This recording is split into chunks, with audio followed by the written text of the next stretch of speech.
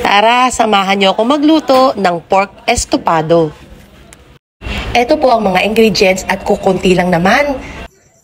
Alam niyo bang napakasimple lamang iluto nito at nangangailangan lamang ng kaunting ingredients? Kahit anong pork parts na gusto nyong iluto ay pwede natin gamitin dito. Iyan lamang po ang mga dapat natin na i-prepare muna bago tayo mag-pork estopado, na ipapakuluan po natin muna ito sa toyo, laurel, bawang, sibuyas, paminta at tubig. Lagyan na rin natin ito ng konting asukal at palalambutin po natin ito ng estimate of 30 minutes. Kapag ito ay medyo lumambot na, ay pwede na nating iprito para mag-golden brown siya. Mas maganda ang magiging texture ng ating karne. Ang pork estopado ay isa sa mga putahe na napakadaling iluto. Kamag-anak ito ng adobo. Ang kaibahan lamang ay lalagyan natin ito ng banana blossoms at mas matamis kaysa sa adobo. O ibiling po natin ang ating pork at ayan na, nag-golden brown na siya.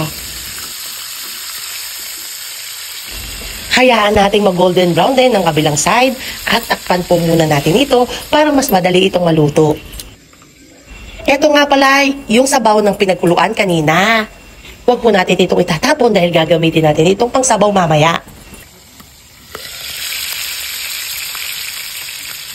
O haya na at luto na, ilagay na po natin yung natirang pinagkuluan kanina ng karne. Lagyan po natin ulit ito ng sangkap katulad ng asukal. Ang estopado po kasi ay mas matamis at ito na po yung banana blossoms na magdadala sa lasa ng ating estopado. Hayaan po lamang natin kumulo ito ng estimate of 30 minutes hanggang sa tuluyang lumambot ang ating karne.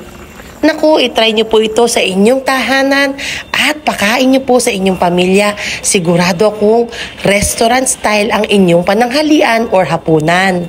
Salamat po sa panonood at sana po ay mag-subscribe kayo sa aking YouTube channel. Hanggang sa muli, salamat!